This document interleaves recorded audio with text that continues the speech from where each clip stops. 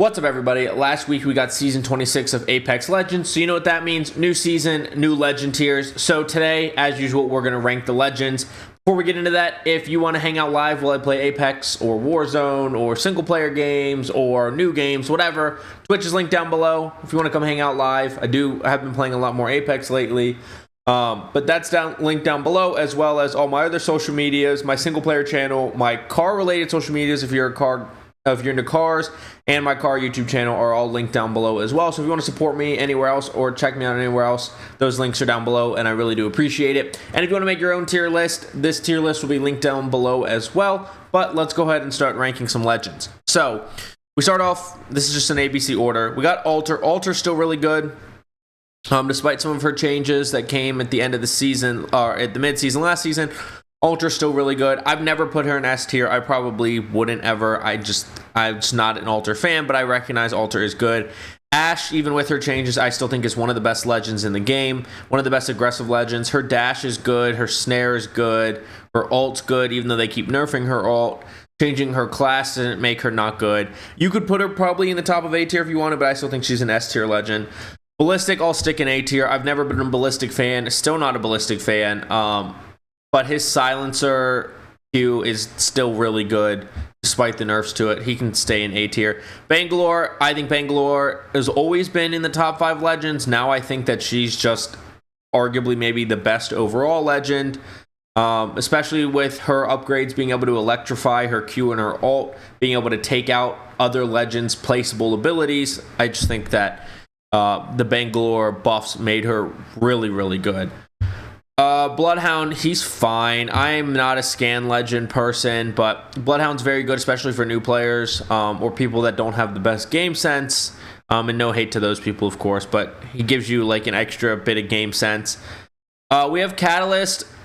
With E District, the control and having all those buildings being one of the maps in rotation, as well as Broken Moon, which has a lot of buildings. I think there's a lot of use for control legends this season.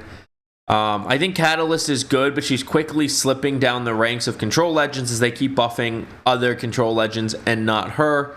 But I do still think Catalyst is really good. I'm going to go ahead and stick her in A tier. I'm going to put her ahead of Ballistic. I am a Ballistic hater, but Caustic, man, him and Watson are probably competing overall for top controller legends. Caustic is so good right now because his gas is so strong. He has his research points now where he's able to get all 4 of his upgrades. It's hard to put that big of a body up in S tier, but I'm going to put him towards the top of A tier right now. Conduit, I love Conduit. She's my favorite of the support legends to play, but she's definitely not anywhere near the best support legend. I'm going to go ahead and stick her in B tier. You could put her at the bottom of A. I'm going to go ahead and put her in B tier right now, especially with ranked. Having aggressive legends like Bangalore can be aggressive, but Ashe is definitely aggressive. Alter, Ballistic, with the way the ranked scoring system still favors KP in a way, having aggressiveness does help a lot. Then we move on to wow, why am I blanking? I'm gonna call him iPad Boy because for some reason I'm blanking. God, I always do this on one legend every video. I always blank and just use like their nickname. Now I'm blanking. Whatever. I think his ability to go grab banners and revive people, not revive people, but res peoples with their banners at the beacons, remotely being able to go invisible when he's in his iPad, makes him a really good legend. I just don't. And being able to scan the EMP is nice for opening. I'm going to stick him at the bottom of A tier.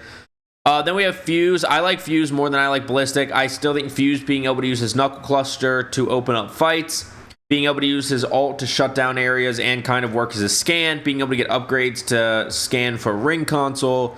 I think he's a slept on legend, and I think Fuse is really good. Then we have Gibby. Gibby, I think, is an A-tier legend. I think that his dome, although now his dome can be destroyed with Bangalore's upgrades, as well as Maggie's ball, makes him a little weak. I'm going to put him towards the bottom of A tier, but he's an easy-to-play, very useful support legend. His built-in gun shield and not, the gun shield that that's a hop-up, has always been a good advantage for him, and his ult's great at shutting down pushes, shutting down areas, helping your team in a fight. Then we have Horizon. I've been a Horizon hater for a long time. I'm not a big fan of Horizon. I think she needs kind of a rework, although a lot of people would disagree with me.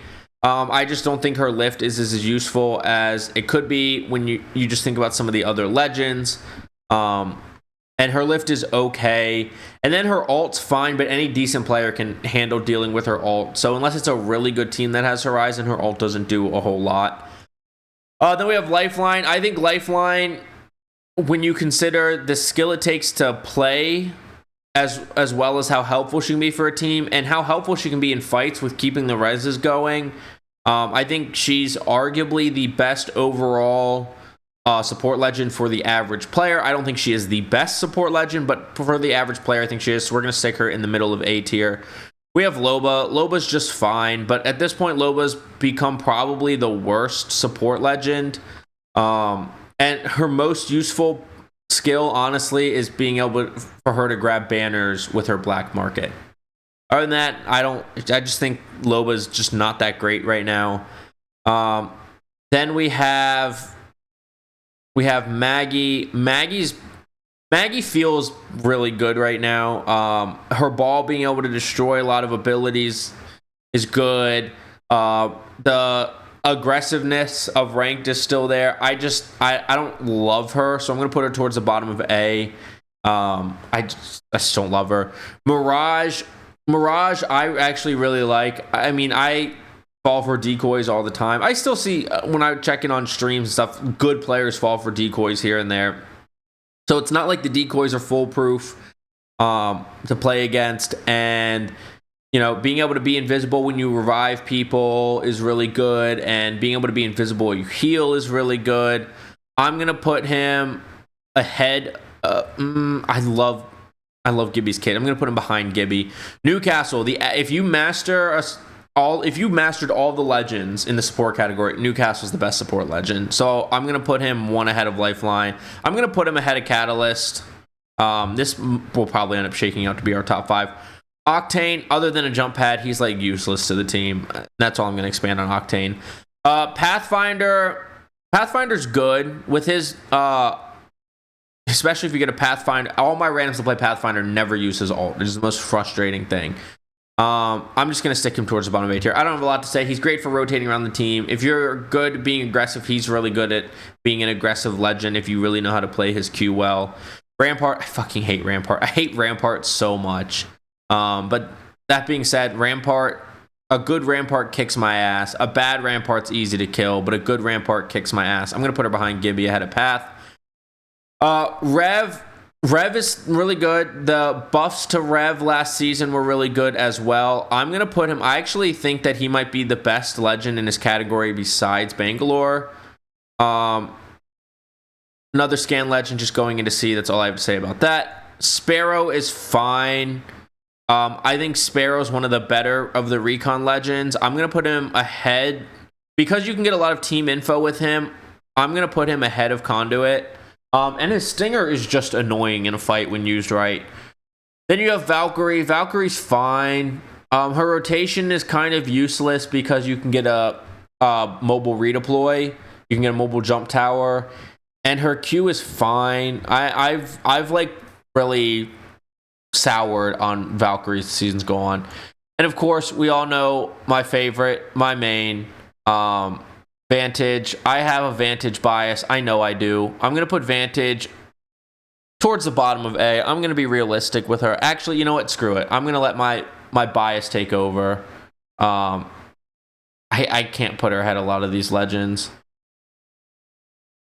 I'm putting her there. Watson's the second best support legend and disgustingly hard to play against.